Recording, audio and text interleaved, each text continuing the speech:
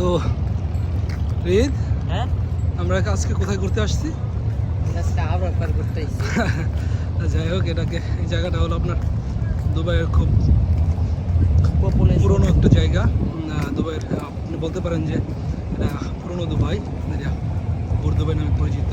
তো এই এলাকাটা যেটা দেখতেছেন আপনারা, এখানে দেখাইতেছি, এলাকার নাম হলো আবরা।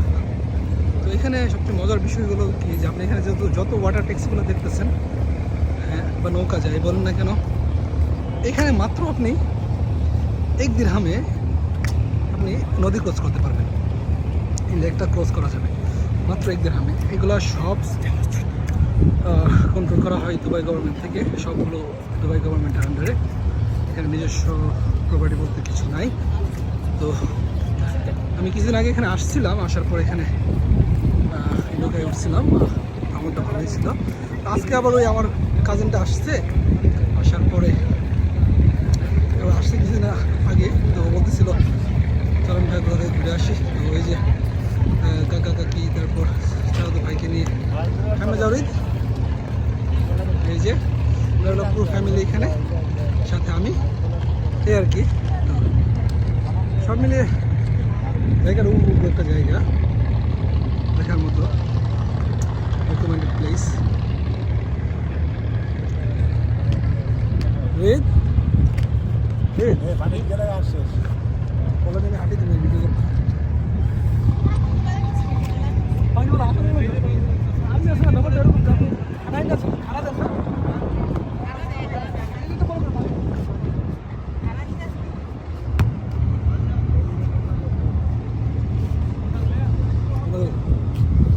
তো এখন আমরা যে জায়গাটাতে আছি এটা একটা মার্কেট। তবে আপনি দেখতে পাচ্ছেন যে এখানে খুব পুরোনো দিনের বিল্ডিংগুলো দেখতে একটা হেরিটেজ প্লেস। ব্যাপারগুলো ইন্টারেস্টিং, খুব ভালো লাগে দেখতে। এটা একটা হোটেল, ইন্টারেস্ট। আমরা যাচ্ছি না ভিতরে, এই এদিকে আসো। তো কালেকশন বাই হিলটন, এটার মধ্যে দাওয়ানের কাম তো। আরে বেটা তো আপনি এই যে সামনের দিকে দেখতে পাচ্ছেন যে অনেকগুলো দোকান, কাপড়ের দোকান আছে এখানে। এখানে যত বিল্ডিং আপনি দেখতে পাবেন সব পুরোনো বিল্ডিং, অনেক অনেক অনেক আগের। এবং এই জন্য এই জায়গাটা খুব বেশি বিখ্যাত। আপনি শুধু আমাদের ক্ষেত্রে না, যারা মনে করেন যে ভ্রমণ পিপাসু মানুষ এবং যারা পুরোনো দিনের অ্যান্টিক চিজ যারা বেশি পছন্দ করেন, এবং পুরোনো দিনের যত কিছু আছে এসব জিনিস যারা, তারা বেশিরভাগই তারা এই দিকটাতে আসে ভ্রমণ করার জন্য। আপনি মন ভালো হওয়ার মতো একটা জায়গা। আমি হাঁটতেছি অনেকক্ষণ যাবত, কিন্তু কোনো ক্লান্তি বোধ নাই। যতটুকু হাঁটতে পারতেছি ততটুকু ভালো লাগতেছে। সবচেয়ে মজার ব্যাপার হলো এটাই। তো এই যে আপনি দেখছেন, এটাকে বলা হয় আপনার কান্দোরা। এটা হলো শুধু ওই আরব আমিরাতের জন্য না, মধ্যপ্রাচ্যের যত শেখ বা যারা লোকাল যাদের লোক আছে তাদের এটা জাতীয় পোশাক আর কি, এটাকে বলা হয় কান্দোরা। তো এখান থেকেও আবার আপনার এই যে আবরা, যে বলছিলাম যে নদীটা, লেকটা দেখা যায় সুন্দরভাবে। এই যে এখান থেকে ভিউটা অনেক সুন্দর। বাকিটা হলো এখানে।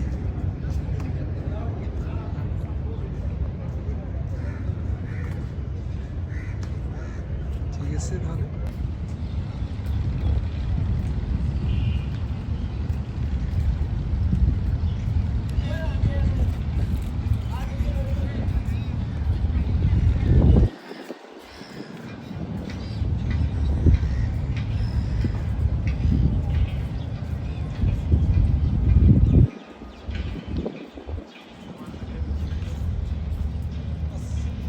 তো আপনারা বুঝতেই পারছেন যে জায়গাটা কতটুকু ফেমাস এবং খুব জনপ্রিয় একটা জায়গা। এটা পছন্দের জায়গার মধ্যে এক তো সাথে লেক, তারপর সব পুরনো যত দালান কোঠা অনেক আগের। এখান থেকে হাঁটতে হাঁটতে যতটুকু ভেতরে যাবেন না কেন ততটুকুই পড়বে, নজরে আসবে। আপনাদেরকে আরো অনেক কিছু দেখাবো, ঠিক আছে।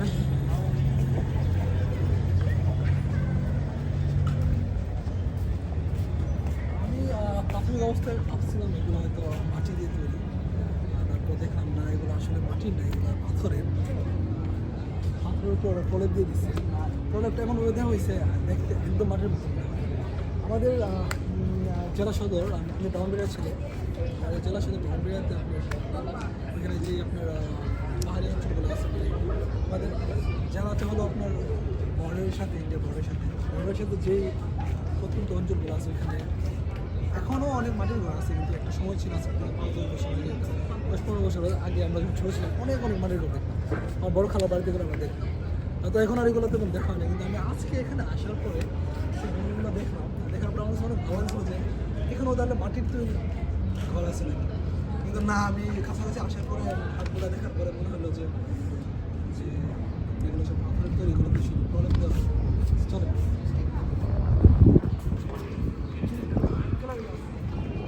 মানে মার্কেট এটি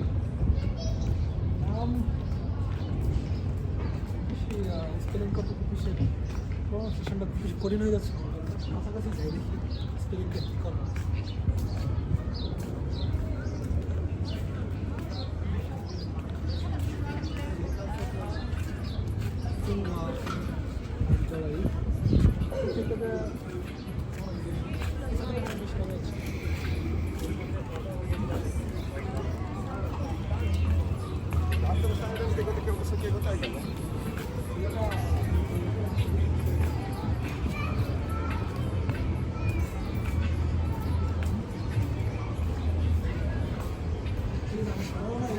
এখানে খিড়কি আছে,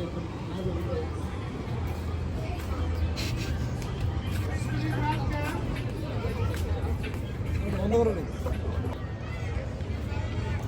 ব্রিদ, হ্যাঁ এগুলোকে আমাদের বাংলাদেশে কি বলে বলো তো? পাতিল, কিসের পাত্র?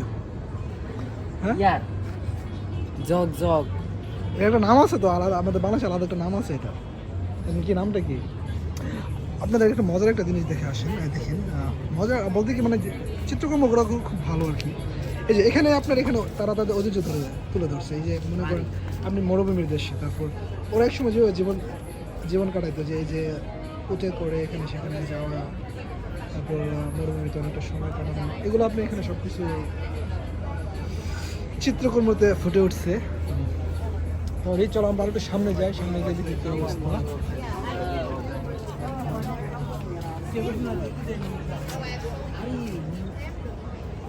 আমরা বাংলাদেশে আছে অনেক দামি তো পিতের পাত্র, পিতের পাত্র। সামনের দিকে যেতে থাকি, দেখি সামনে আর কি কি আছে।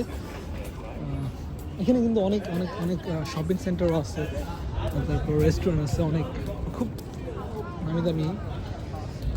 আপনি চাইলে এখানে আপনার দুপুরের দিকে আসলে মনে করেন অনেকটা সময় এখানে পাবেন বে করার জন্য। আর যদি সন্ধ্যার দিকে আসেন, সন্ধ্যার দিকে আসলে আমার কাছে ব্যাপার মনে হয়, আর তখন ওয়েদারটা ঠান্ডা থাকে। বিশেষ করে গরমের সময় তো এখানে হাঁটাচলা করাটা খুব বেশি মুশকিল। তো আপনার ডিসেম্বর থেকে জানুয়ারি, ফেব্রুয়ারি, মার্চ এই সময়টা আমি প্রেফার করি আর কি। এই সময়টা আমি মনে করি যে দুবাই ভিজিট করার জন্য বেস্ট একটা টাইম। এই আর কি। এখানে একটা মিউজিয়ামও দেখা যাচ্ছে, মিউজিয়াম ইলিউশন, জানি না পারমিশন হয় করার জন্য। ভিতরে আর যাবো না, আপনাদের জিনিস দেখে শুনবেন। সুন্দর একটা সব দেখা যাচ্ছে, এটা মনে হচ্ছে যে আতরের বা পারফিউম যেটাই হোক, কিন্তু আপনি বাইরে দিকে দেখতে পাচ্ছেন যে কতটুকু চাকচিক্যে পরিপূর্ণ ভরা। নামটাও আপনার গোল্ডেন ওড।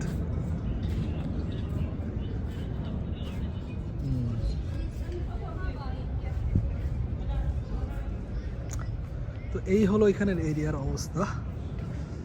না, আমি বলতে পারি যে না, আজকের ঘোরাঘুরিটা ব্যর্থ না, সব মিলে এনজয়েবল ছিল, উপভোগ্য ছিল, উপভোগ করার মতো একটা সময় ছিল।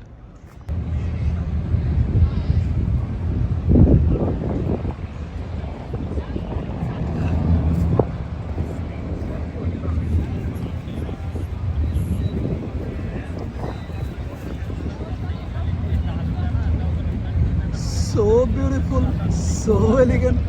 Just looking like a wow. Just looking like a wow.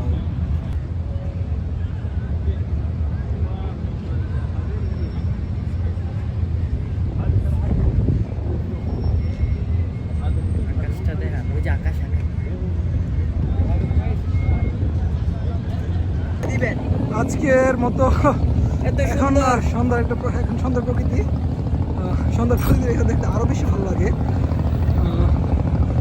চারদিকে আলোকিত হওয়ার পরে আসলে দুবাই শহরটা হইলো মানে বলতে পারেন যে একটা ম্যানমেড সিটি, আর্টিফিশিয়াল সব কিছুই আপনি প্রকৃতি এখানে আপনি খুব কমে দেখতে পাবেন। তবে এই এরিয়াটাতে আসার পরে আপনি যখন সন্ধ্যার প্রকৃতিটা দেখবেন